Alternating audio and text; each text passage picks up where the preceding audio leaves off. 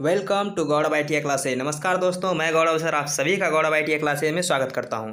प्यारे दोस्तों, आज हम आप लोगों के लिए लेकर के आए हैं एम्प्लॉयबिलिटी स्किल का क्लास, जो कि आज हमारा ये तीसरा क्लास है। ठीक है, इससे पहले हम 2 क्लास कर चुके हैं। अगर आपने अभी तक नहीं देखा है तो इस क्लास के समाप्त होने के बाद वो दोनों क्लास आप ज़रूर देख लीजिए, क्योंकि इसमें हम टोटल 418 क्वेश्चन कराने वाले हैं। आपको इन्हीं 418 क्वेश्चन में से एग्जाम में आपको क्वेश्चन आना है। इसलिए अगर आप एक भी क्वेश्चन मिस करते हैं तो क्या पता वही क्वेश्चन आपके एग्जाम में आ जाए। तो इसलिए आप एक भी क्वेश्चन मिस मत करिए, ठीक है।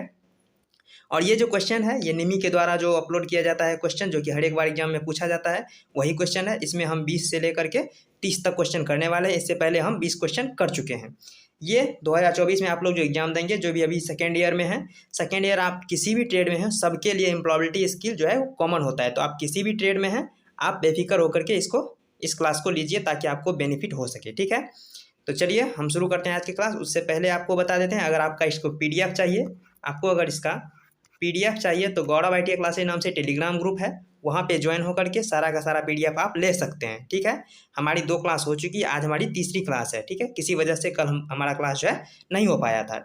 इसमें टोटल 418 क्वेश्चन है। अगर हम 10-10 क्वेश्चन करके भी रोज करें तो लगभग 40-42 दिन के अंदर हमारा क्लास समाप्त हो जाएगा। लेकिन बीच में कुछ काम आ जाता है जिस वजह से छुट्टी हो जाती है आप लोग के लिए, इसलिए कम से कम ये 2 महीना के अंदर तो समाप्त हो ही जाएगा, ठीक है। तो आप लोग 2 महीना तक लगातार जुड़े रहिए ताकि आप आईटीआई में एम्प्लॉयबिलिटी स्किल में अपना झंडा गाड़ सके और 25 क्वेश्चन में 25 क्वेश्चन सही करके अपना 50 मार्क हासिल कर सके, क्योंकि हर एक क्वेश्चन के लिए 2 मार्क निश्चित है, ठीक है। तो चलिए हम आज के क्वेश्चन की तरफ चलते हैं।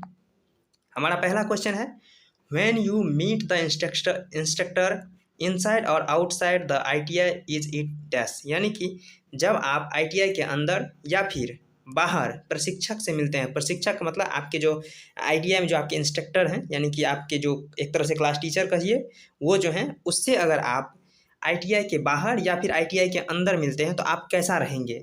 हमेशा औपचारिक, हमेशा अनौपचारिक, आईटीआई के अंदर औपचारिक और आईटीआई के बाहर अनौपचारिक। तो देखिए, अगर वो आपके इंस्ट्रक्टर हैं तो आप चाहे आईटीआई के अंदर में हैं चाहे आईटीआई के बाहर हैं, आप उनसे हमेशा औपचारिक रूप से ही उसके साथ पेश आइएगा। तो इसलिए इसका राइट आंसर ऑप्शन नंबर जो है ये एकदम सही है। आप हमेशा औपचारिक रहिएगा, चाहे वो आईटीआई के अंदर हो चाहे आप आईटीआई के बाहर हो, क्योंकि वो आपके एक तरह से शिक्षक ही हैं, ठीक है। वो शिक्षक ही हैं। आईटीआई के लिए उसके लिए इंस्ट्रक्टर और प्रशिक्षक का जो है वर्ड उसके लिए उपयोग किया जाता है, लेकिन वो तो आपके लिए शिक्षक ही हैं। तो चाहे आप आईटीआई के अंदर रहें चाहे आईटीआई के बाहर रहें, आपको हमेशा औपचारिक ही रहना होगा, ठीक है। चलिए 22 नंबर क्वेश्चन कह रहा है, एक साक्षात्कार के संदर्भ में डैश अभिवादन होना चाहिए। In the context of an interview dash greetings is to be use, यानी कि अगर आप मान लीजिए कहीं भी आप इंटरव्यू देने जा रहे हैं तो वहाँ आप किस तरह से उसके साथ पेश आइएगा।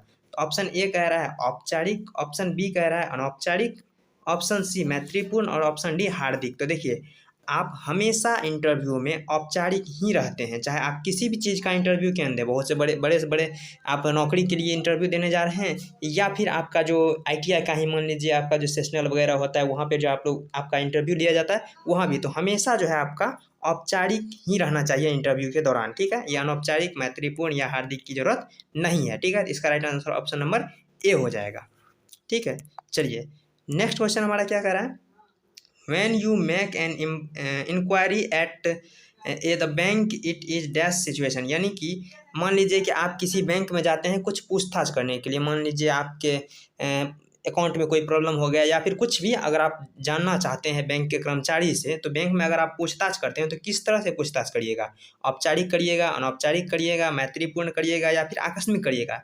तो आकस्मिक से कोई मतलब है ही नहीं, यानी कि कोई ऐसा थोड़े इमरजेंसी में फटाफट पहुंच गया। अब आकस्मिक कोई भी संचार नहीं होता है, ठीक है, ये समझिए। मैत्रीपूर्ण अगर आपका वो मित्र है तो ठीक है, लेकिन अधिकतर हर एक इंसान का तो मित्र नहीं है वो बैंक का कर्मचारी, इसलिए आप वहाँ मैत्रीपूर्ण भी बात नहीं कर सकते।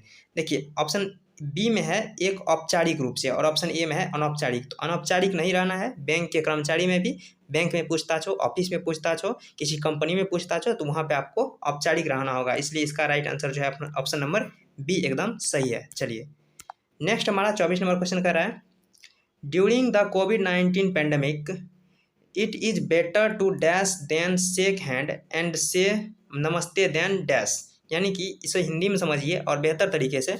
और इस क्वेश्चन को अगर आपका एग्जाम में आता है तो आप इस क्वेश्चन को थोड़ा सुकून से पढ़िए और समझिए, उसके बाद आंसर करिए, क्योंकि इसमें इस तरह से ऑप्शन दिया गया है जो कि आप कंफ्यूज कर जाएंगे और गलत आंसर टिक करके आ सकते हैं। तो इसलिए सुनिए, देखिए यहाँ पे कह रहा है कोविड-19 महामारी के दौरान हाथ मिलाने से बेहतर है। अगर आप कहीं हाथ मिलाते हैं तो हो सकता है संक्रमण आपको ही हो जाए, तो हाथ ना मिलाएं, इससे बेहतर क्या होगा? ऑप्शन ए है गले लगाओ। अगर हाथ नहीं मिला रहे हैं तो गले लगाएंगे तो उससे ज़्यादा हमें कोरोना हो जाएगा ना। हम अगर अगर कोई कोई हो सकता है कोई कोरोना वाला व्यक्ति हो, आप जानते तो नहीं है इसको कोरोना है कि नहीं है, तो अगर आप हाथ मिलाने से झिझक रहे हैं, यानी कर यहाँ पे हाथ मिलाने से बेहतर, अगर हाथ मिलाते हैं तो आप संक्रमित हो जाते हैं, तो आप अगर हाथ नहीं मिलाएंगे तो गले भी तो नहीं लगाएंगे। ऑप्शन सी कह रहा है हाथ पकड़ो, वही बात है, हाथ अगर मिलाना नहीं है तो पकड़ना क्यों है? तो इस हिसाब से ऑप्शन नंबर डी इनमें से कोई नहीं, ये तो गलत होगा ही। देखिए ऑप्शन नंबर बी कह रहा है हाथ हिलाओ, यानी कि अगर आप उससे हाथ मिलाते हैं तो आप संक्रमित हो सकते हैं, इसलिए हाथ उससे मिलाना नहीं है, आपको हाथ हिलाना है। जैसे कि बाय बाय आप लोग जो करते हैं उसी तरह से हाथ मिलाना है कि हाय हम आ गए हैं, इस तरह से, जैसे कि हाथ ऊपर करके ऐसे हिलाते हैं ना कि हाय हाय करते हैं, मतलब उसको संबोधित करने के लिए, तो उससे तो हाथ मिलाने से बेहतर क्या है? हाथ हिलाना, ठीक है। उसके बाद है हिलाना और नमस्ते कहना बेहतर है। नमस्ते कहना किस चीज़ से बेहतर है? तो ऑप्शन सी में ही है, गले लगाओ, यानी कि आप कोविड महामारी के दौरान हाथ मिलाने से अच्छा है आप हाथ हिलाइए, ठीक है। और नमस्ते कहना किस चीज़ से बेहतर है? गले लगाने से। आप गले तो नहीं लगा सकते, इसलिए आप नमस्ते कहेंगे, तो नमस्ते कहना किस चीज़ से बेहतर है? गले लगाने से। तो इसलिए कह रहा है कोविड महामारी के दौरान हाथ हिलाओ और गले लगाओ। यहाँ पे क्वेश्चन में तो आप लोग को, ऑप्शन में आप लोग को लग रहा है कि ये कह रहा है हाथ हिलाने के लिए और गले लगाने के लिए, लेकिन यहाँ पे कह रहा है गले लगाना बेहतर है, किससे? नहीं, गले लगाने से बेहतर है नमस्ते कहना, इसलिए इसका right answer option number B हो जाएगा, ठीक है। चलिए नेक्स्ट क्वेश्चन कर रहा है a good dash helps to create a good first impression, यानी कि एक अच्छा पहला प्रभाव जमाने में डैश आपकी मदद करता है। क्या है जो आपका, मान लीजिए कहीं आप गए इंटरव्यू देने के लिए, तो वहाँ पे आप क्या ऐसा करेंगे कि आपका पहला प्रभाव जो है वो बेहतर होगा? तो ऑप्शन ए कह रहा है परिवार, तो क्या आप इंटरव्यू में अपने परिवार को लेकर जाएंगे जो आपका प्रभाव जमाएगा? तो नहीं होगा। दोस्त, तो दोस्त भी नहीं जाएगा, इंटरव्यू में कोई नहीं रहता, आप ही रहते हैं और जो बोर्ड मेंबर होते हैं वो रहते हैं, ठीक है। तो उपरोक्त सभी तो पहले ही कट जाएगा अगर 2 कट रहा है तो। ऑप्शन नंबर सी ही सही हो जाएगा, आत्मपरिचय। अगर आप कहीं भी इंटरव्यू में जाते हैं तो सबसे पहले जो आपका क्वेश्चन होता है कि आप अपने बारे में कुछ बताइए, यानी कि वो आपको मौका देता है आप अपने बारे में बताने के लिए। आप जिस और इंटरव्यू का रुख मोड़ना चाहते हैं आप मोड़ सकते हैं। आप जिस तरह से अपना परिचय देंगे, अपने बारे में बताएंगे, क्वेश्चन आपको उसी के अनुरूप आपको पूछा जाएगा। तो इसलिए सबसे पहला जो आप प्रभाव जमा सकते हैं अपने इंट्रोडक्शन दे करके अपना आत्मपरिचय दे सकते हैं, ठीक है। तो कहीं अगर आपको इंटरव्यू देने का मौका मिले तो आप इस तरह से वहाँ पे अपना आत्मपरिचय दीजिएगा जो जिससे कि किसी भी प्रकार का क्वेश्चन अगर आपसे पूछा जाए तो आप उसमें एक बार भी ना अटके। तो इस तरह से आप वहाँ पे जो है अपना पहला इंट्रोडक्शन देना है आपको, ठीक है। तो ऑप्शन नंबर सी जो है एकदम करेक्ट है। चलिए नेक्स्ट क्वेश्चन देखिए इस क्वेश्चन में कह रहा है we may have to introduce colleagues peers and supervisor in dash context, यानी कि हमें डैश संदर्भ में सहकर्मियों, साथियों और वरिष्ठों को परिचय देना पड़ सकता है। यहाँ पे वरिष्ठ शब्द का प्रयोग कर रहा है। अगर सिर्फ साथी रहता, सहकर्मी होता तो आप कुछ भी ऑप्शन दे सकते थे, लेकिन यहाँ पे वरिष्ठ दे रहा है। वरिष्ठ यानी कि जो आपसे उच्च हो, आपसे श्रेष्ठ हो, आपसे उम्र में बड़े हो, आपसे पद में बड़े हो, किसी भी रूप से वो आपसे बड़ा होना चाहिए, ठीक है। यहाँ पे वरिष्ठ का मतलब है। तो इस स्थिति में आप कैसा परिचय देंगे? आत्मपरिचय, अनौपचारिक, औपचारिक या आधिकारिक? तो देखिए आपको कह रहा है किस संदर्भ में आप वहाँ पे अपना परिचय देंगे। तो ये तो पहले ही परिचय देने के लिए कह रहा है तो आत्मपरिचय नहीं होगा। यहाँ पे किस संदर्भ में यानी कि किस टाइप से आप वहाँ पे परिचय देंगे। तो देखिए ऑप्शन नंबर ए है अनौपचारिक, ऑप्शन नंबर बी है अनौपचारिक और ऑप्शन नंबर सी है औपचारिक। तो अगर वरिष्ठ आ गया यानी कि जो आपसे श्रेष्ठ है, चाहे टीचर हो, सहकर्मी हो, कोई भी हो, अगर वरिष्ठ आ गया तो वहाँ पे आपका औपचारिक ही सही होगा, यानी कि ऑप्शन नंबर जो सी है ये एकदम सही है, औपचारिक, ठीक है।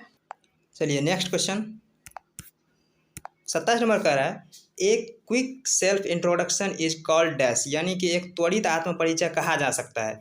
ये आपका नया क्वेश्चन है और ये आपके क्वेश्चन से अलग इसका आंसर होगा, इसलिए आप इसको ध्यान से देखिए। देखिए यहाँ पे कह रहा है एक त्वरित परिचय, जहाँ पर भी आपका त्वरित से आ जाए यहाँ पे हो जाएगा elevator pitch. Option number C जो है ये इसका सही जवाब हो जाएगा कि एक त्वरित आत्म परिचय जो है वो एलिवेटर पिच होता है। और समझ लीजिए, अगर क्वेश्चन में कहीं भी दिख जाए 1 मिनट से कम में, यानी कि अगर आपको शॉर्ट परिचय देना पड़े, यानी कि 1 मिनट से कम में ही अपना परिचय देना पड़े, तो वो भी आपका त्वरित पिच ही हो जाएगा। ठीक है, जिसे हम एलिवेटर पिच कहते हैं। सॉरी, त्वरित तो यहाँ पे त्वरित आत्म परिचय जो होता है वो आपका एलिवेटर पिच होता है। ठीक है, आपको चाहे 1 मिनट से कम में कहे, चाहे कहे 1 मिनट से कम में अगर आपको परिचय देना पड़े तो वो आपका एलिवेटर पिच हो जाएगा। चाहे त्वरित परिचय देना पड़े तो वो आपका एलिवेटर पिच हो जाएगा। कुछ भी कहे 1 मिनट से कम, या भी कहे सबसे छोटा से छोटा इंट्रोडक्शन कहे, तो वहाँ भी आपका एलिवेटर पिच ही हो जाएगा। मान लीजिए एलिवेटर पिच का मतलब होता है कम से कम समय में अपना शॉर्ट और सिंपल परिभाषा देना, यानी कि अपना आत्म परिचय देना। तो 1 मिनट से कम में कहे चाहे त्वरित परिचय कहे, तो ये सब में आपका एलिवेटर पिच ही हो जाएगा, सी नंबर। ठीक है, चलिए नेक्स्ट क्वेश्चन कह रहा है, देखिए, जब तुम अपने पिता के साथ किसी मित्र के शादी में जाते हो, आप सभी जाते हैं, ठीक है, तो तुम्हें अपने पिता का परिचय अपने मित्र से और अपने मित्र का परिचय अपने पिताजी से कराना पड़ सकता है। तो यह कैसी परिस्थिति होगी? सुनो, मान लीजिए कि आप कहीं गए अपने मित्र की शादी में अपने पिताजी के साथ, तो आपको बताना है ना मित्र को कि ये हमारे पिताजी हैं। आप पिताजी को भी बताना होगा कि ये हमारे मित्र हैं। तो इस तरह से जो आप आपस में जो परिचय कराएंगे तो वो कैसा होगा? आपको लग रहा होगा यहाँ पे परिचय करा रहे हैं पिताजी से मित्र को पिताजी से, तो यहाँ आपको लग रहा होगा कि ये औपचारिक होना चाहिए। लेकिन यहाँ पे जो आंसर हो जाएगा वो हो जाएगा अनौपचारिक, ऑप्शन नंबर सी। यहाँ पे इनफॉर्मल होगा, औपचारिक नहीं होगा, फॉर्मल नहीं होगा। यहाँ हो जाएगा इनफॉर्मल, यानी कि अनौपचारिक। क्यों? समझिए, आपको हम क्वेश्चन इससे पहले जो भी कराए उसमें बताए थे कि आप अगर घर पे बात करते हैं, चाहते माता पिता दोस्त परिवार कोई भी, वहाँ पे आप अनौपचारिक रहते हैं। तो यहाँ भी तो दोस्त है तो अनौपचारिक है, पिताजी हैं अनौपचारिक है, तो इसलिए दोनों अनौपचारिक है, इसलिए इसका राइट आंसर भी अनौपचारिक ही होगा, सी नंबर। ठीक है, चलिए ये कह रहा है, आप किसी विद्युत शोरूम में बिक्री कार्यकारी के रूप में काम कर रहे हैं। मान लीजिए आप कहीं आप ITA करके गए हैं और आपको कहीं जो है इलेक्ट्रीशियन विभाग में आपको कहीं नौकरी लग गई है प्राइवेट में, ठीक है, किसी दुकान पे, ठीक है। वहाँ आपका प्रशिक्षक आ जाए, प्रशिक्षक यानी जो आपको ITA में आपको ट्रेंड किए हैं वो आपका प्रशिक्षक होता है, इंस्ट्रक्टर होता है। तो उनका परिचय अपने पर्यवेक्षक, यानी आप अपने दुकानदार, पर्यवेक्षक आपका सुपरवाइजर, यानी कि उस दुकान का जो हेड है वो आपका एक तरह सुपरवाइजर है। तो आप जो है अपने पर्यवेक्षक यानी कि अपने इंस्ट्रक्टर को अपने सुपरवाइजर से जो आप इंट्रोडक्शन करवाइएगा, तो ये कैसा होगा? ये औपचारिक होगा या अनौपचारिक होगा? पहले ये बता दीजिए। ऑप्शन नंबर बी और सी में ही कोई आंसर होगा। देखिए, औपचारिक हो जाएगा अनौपचारिक होगा, आप सभी को बताएं। सुपरवाइजर के केस में भी आपको औपचारिक रहना है, चाहे आपका इंस्ट्रक्टर हो उसके केस में भी आपको औपचारिक रहता है। तो अगर दोनों औपचारिक है तो इस हिसाब से आपका यहाँ पे जो बातचीत होगी, जो परिचय होगा वो भी औपचारिक ही होगा, यानी कि बी नंबर ही इसका सही होगा। औपचारिक परिचय वहाँ आपको करवाना होगा। ठीक है, चलिए आज का लास्ट क्वेश्चन क्या है? ये कह रहा है, dash a person with very good behaviour achievements and lead as an example, यानी कि रिक्त स्थान है, एक बहुत अच्छे व्यवहार, उपलब्धि और नेतृत्व करने वाले व्यक्ति उदाहरण के तौर पर होते हैं। तो ये हो जाएगा आपका रोल मॉडल। मान आपके गांव में भी, आपके शहर में भी कोई ना कोई जो होंगे जो आपके रोल मॉडल होंगे, आपके भी कोई पर्सनल कोई रोल मॉडल होंगे। रोल मॉडल यानी कि उन्होंने कुछ अपने जीवन में अच्छा जो है अचीव किया है, कुछ अच्छा व्यवहार, कुछ उपलब्धि जो है उसको बेहतर उपलब्धि है, वो आपका रोल मॉडल होता है। जो एक अच्छे व्यवहार वाले होते हैं, उसके अच्छे उपलब्धि होते हैं, वो लोगों के नेतृत्व करते हैं, तो वो आपका रोल मॉडल होता है, जो कि ऑप्शन नंबर डी में दिख रहा है। ये ही आप आज का लास्ट क्वेश्चन है। ठीक है, अगर आपको ये वीडियो पसंद आया तो लाइक करके कमेंट में लिख दीजिए कि ये आपको कैसा लगा। ठीक है, इसमें अगर किसी भी क्वेश्चन में आपको कोई प्रॉब्लम है तो आप ज़रूर कमेंट करके बताइए। ठीक है, और आप PDF लेने के लिए गौरव ITA क्लासेस नाम से टेलीग्राम ग्रुप है, वहाँ ज्वाइन होकर के सारा PDF आप ले सकते हैं। मिलते हैं नेक्स्ट वीडियो में, तब तक के लिए धन्यवाद। जय हिंद।